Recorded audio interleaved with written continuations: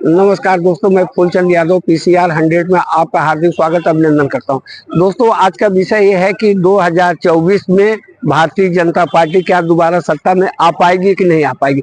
जगह जगह आप देख रहे होंगे, सारे रेलवे स्टेशन, बस अड्डे, हर जगह कि अब की बार 400 पार, अब की बार 400 पार। लेकिन जनता कह रही है कि कैसे होगा बेड़ा पार। आप बताइए, ये हमारे वयोवृद्ध नेता जो इस समय आदरणीय प्रधानमंत्री चच्चा जी हैं, 400 पार का नारा लगा रहे हैं। तो कहीं जनता ने पूछ लिया कैसे होगा बेड़ा पार, अगर सवाल करना शुरू कर दिए कभी महंगाई पर। क्या आपने वादा किया था पेट्रोल के दाम 60 रुपए से 100 रुपए करेंगे? क्या आपने दालों का, खाद्य पदार्थों का दाम आपने वादा किया था कि इतना करेंगे? रही बात महंगाई के, तो महंगाई कोई ऐसी क्षेत्र नहीं है, चाहे वो खाद्य पदार्थों का मामला हो, चाहे पेट्रोलियम पदार्थों का मामला हो, या ईंधन से संबंधित हो, या ईंधन के बाद गृह निर्माण का कार्य हो, जिसमें सीमेंट, बालू, रेता, बदरपुर ये सारे आते हैं, वो सारी चीजें मांगी। कोई ऐसी चीज नहीं है जो 2014 के बाद जो है तीव्र गति से उनके दामों में उछाल ना आया हो।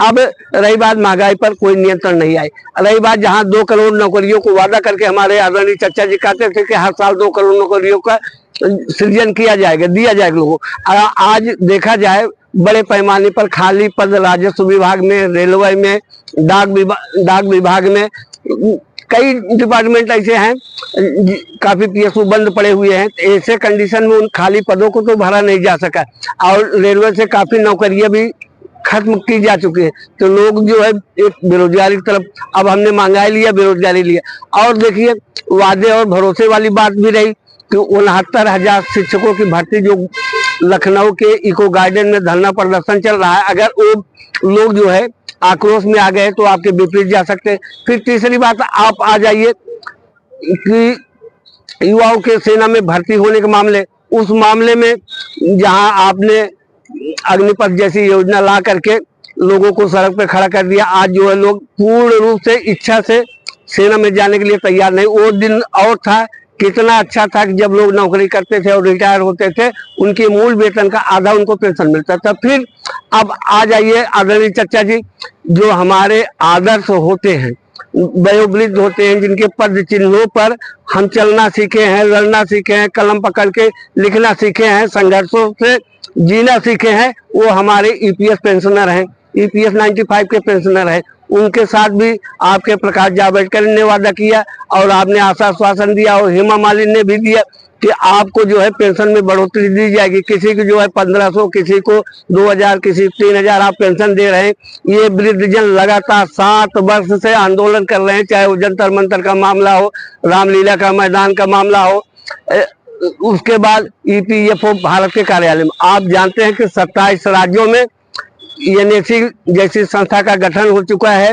आज लोग जगह जगह आंदोलन कर रहे हैं, बुजुर्ग हैं, तोड़ फोड़ नहीं करते हैं, राष्ट्रीय संपत्ति का नुकसान नहीं पहुंचाते हैं, फिर भी अपने मांग पर अड़े रहते हैं कि उनका कहना होता है कि हमारी जीत में सरकार की जीत है, हमारी हार में सरकार की हार है। जो पेंशनर का काम करेगा वही देश में राज करेगा।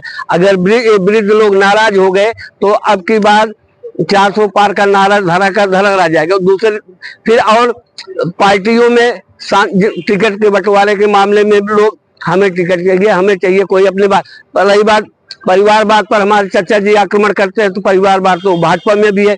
अब एक गहन मंथन करने का विषय है कि अब की बार 400 पार कैसे किया जाएगा, कहाँ से सीटें आएगी। उत्तर प्रदेश के सीटिंग एमएलए को आप देख लीजिए, उनके 51 सीटों को आपने सुरक्षित रखा और अभी किए नहीं। कुछ चेहरे ऐसे दागी हैं, उनके नाम पर जनता रूठी है, वो खुद नहीं जीत पाएंगे और दूसरे को जीतने में भी होंगे। लोग एक पार्टी से दूसरे पार्टी में टूट करके जा रहे हैं। और सबसे बड़ी समस्या ये भी बन सकती है कि आपने भ्रष्टाचारियों को ला करके जो अपनी Bharatiya Janata party washing machine में डाल दिया, इससे जो है पार्टी के ऊपर भी असर आएगा। 2024 का जो चुनाव होने चल रहा है, तो ये कई कारणों से आज जो इंडिया गठबंधन में हो गया है, इस इंडिया गठबंधन में आप जानते हैं कि उत्तर प्रदेश में जाति और सांप्रदायिक आधार पर जो है चुनाव होते। कई बार मतदाता सोचते हैं कि हमारी जात का है, हमारी बिरादर का है, हमारा धर्म का है, हम उसको वोट दे देते हैं।